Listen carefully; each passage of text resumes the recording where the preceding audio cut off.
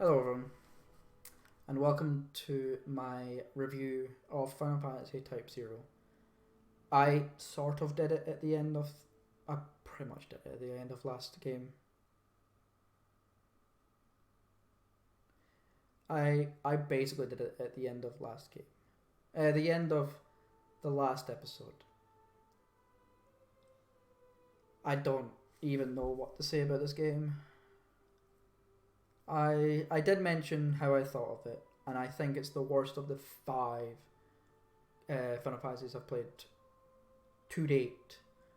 And if you want me to go through them again, that is Final Fantasy 15, Final Fantasy 13, 13-2, Lightning Returns, and now Final Fantasy Type-0. I've played all of them. I have officially played all of them, bar World of Final Fantasy, myself. But now I'm doing them all through YouTube, and I'm either replaying them or I'm playing them again now that I'm older, and I'm going to be doing a kind of review on how I think about the game.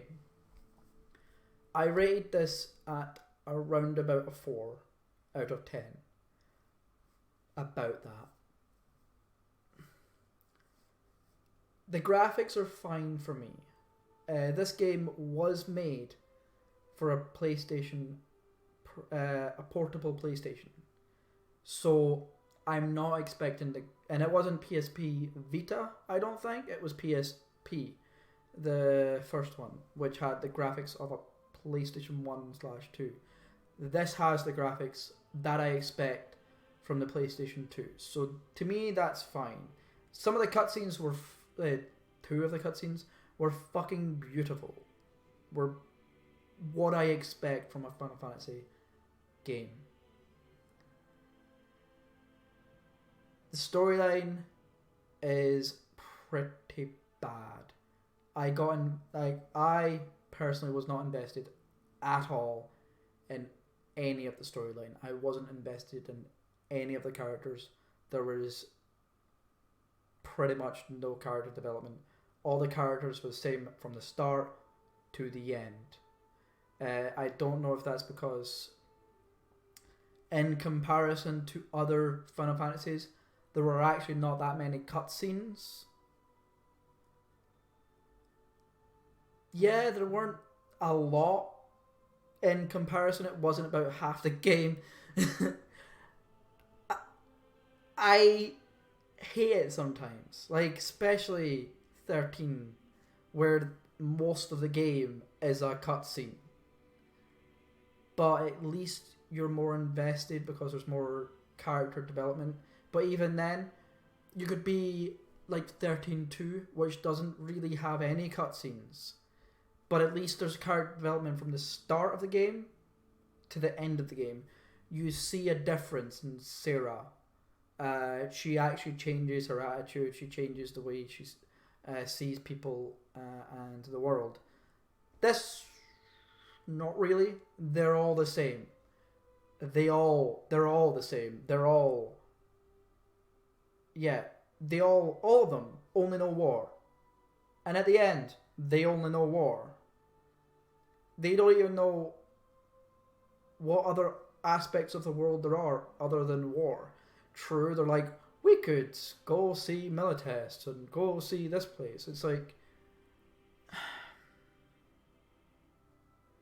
yeah, there really isn't any character development. And don't even get me fucking started on Machina. He's so fucking bad. So they're in a world that knows almost nothing other than war.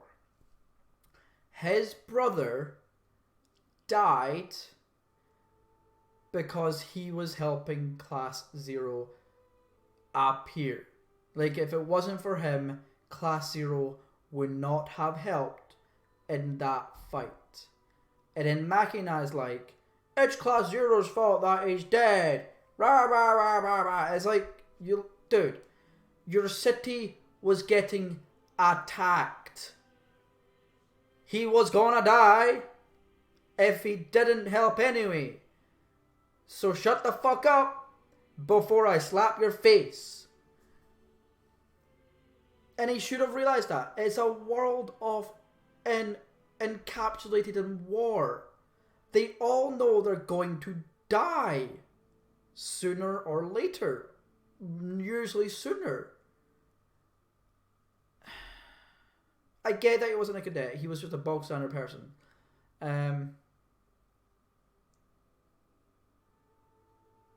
He did get stringed by the commandant. Anyway, yes. That was... Oh. He pissed me off so much in that game.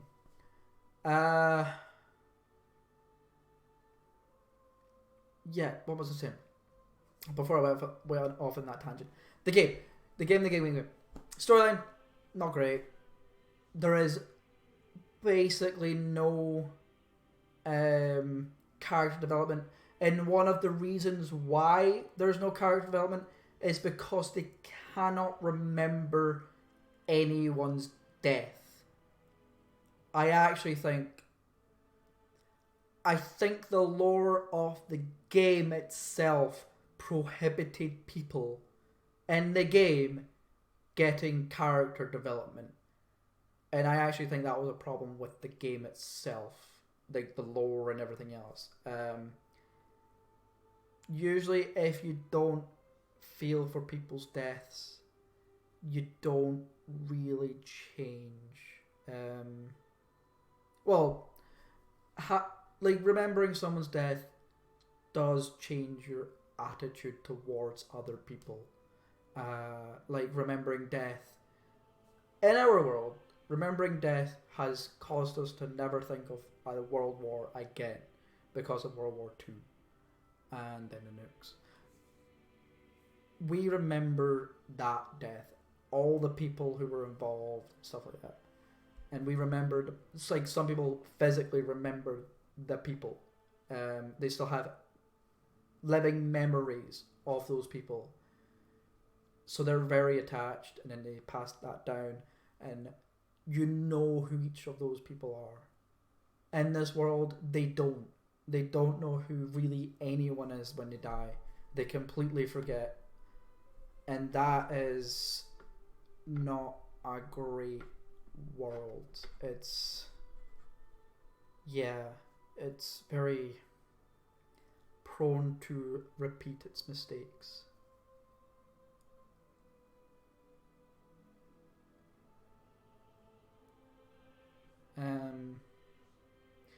Like a class full of war kids and deaths. So it's a class. So it's a world where war is very prominent, and they're forgetting the deaths, and they're forgetting the revenge that they want. So, for example, Machina. He only knows his brother because they found his dog tags, or whatever the fuck it was called in this game. They found his dog tags. If they didn't find his dog tags, he wouldn't even remember he had a fucking brother. And he wouldn't give a fuck. So he wouldn't have been all pissy and wanted revenge and shit. And then he fucking joined the military. Anyway, yes. That's a big thing about war as well. People want revenge. And it's also, why are they going to war? Anyway, yes. Yeah, it's so fucking... the other things I didn't like about this game, I didn't like going through the map. The map was way bigger than it had to be, and it was a lot slower than it had to be. No, there's an airship in the game, and I didn't get the airship. That might have made it faster, but on a side note, you can't get the game until near the end.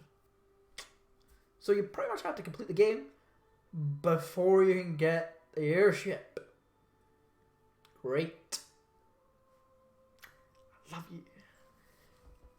Most of the games, most of the Final Fantasies don't allow you to get the airship until the last half to quarter of the game. that's about normal. But traversing through the map is usually a lot more fun. Usually a lot more fun. Like some games have a lot slower map trend, like going through the map. Final Fantasy 15 is the main one that I can think of.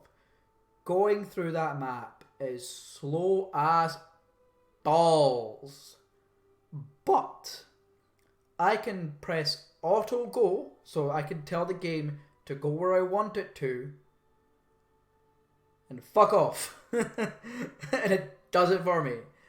Or I can fast travel. The scenery in Final Fantasy 15 is much prettier, but it's also made for the PS4. Yeah. Which is a big advantage, really. There's so many problems with this game. Oh, yeah, as Cedar said, the RTS in this game, fucking dumb. I thought it was fucking dumb. It didn't need to be in the game. I got where they were coming from. They tried to bring in an RTS element into the game, and it works really damn well in Final Fantasy 7. Final Fantasy 7, one of my favourite parts is the RTS section. It's really, really nice. This is fucking dumb. Like the fact that you cannot dodge the enemy's attacks is really stupid. It basically means if you're using a melee character, you're pretty much fucked. You can't really help your allies. So you have to use a mage or a ranged character. And then the game takes away 2 of your characters at the end of the game. Just you're not allowed to use them. Rem and Machina. Never use Machina, I don't give a fuck about him. Rem, best mage in the game. They take her away. They don't even tell you anything about it. They give you her, and then they take her away. I don't even know another Final Fantasy that actually does that. I don't think there is a Final Fantasy that takes away the character at the end of the game. At the end, they take them away during the game, but they don't take them away at the end of the game, especially when they're a main part of the fucking game. I also want to know what the fuck would happen if I chose IDLC. I would probably play it for that sole purpose, to become a Lacey myself, because I have no clue what the fuck would happen. Yeah.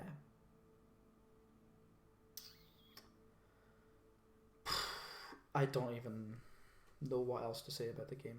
It's... yeah. It's a... What, if I choose the LEC myself, the ending's bad? Okay.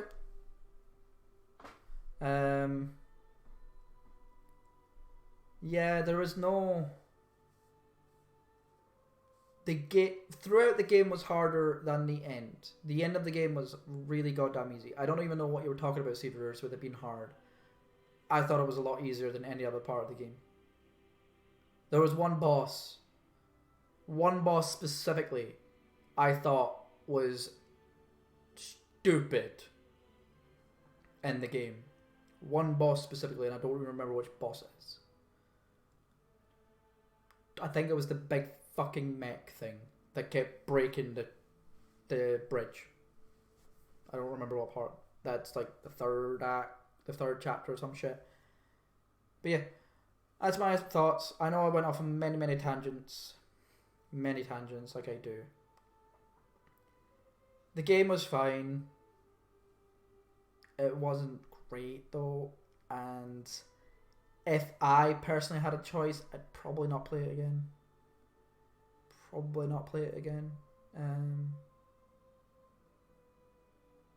I'd definitely not play it again I had the choice, I will be playing again. I do want to try and 100% all these Final Fantasies on the PC, specifically on the PC. But that will be a long time until I come back to this game.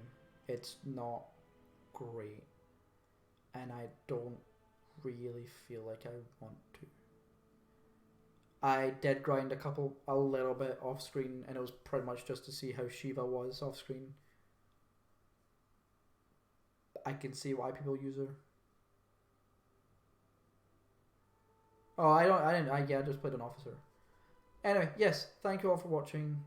I'm sorry if I shat on your favourite Final Fantasy, but I highly doubt this is a lot of people's favourite Final Fantasy. And if I did shit on it, then get better fucking... get a better opinion on things, bitches. Anyway, thank you all for watching. Hope you all had fun. And I'll see you all next time. Bye-bye.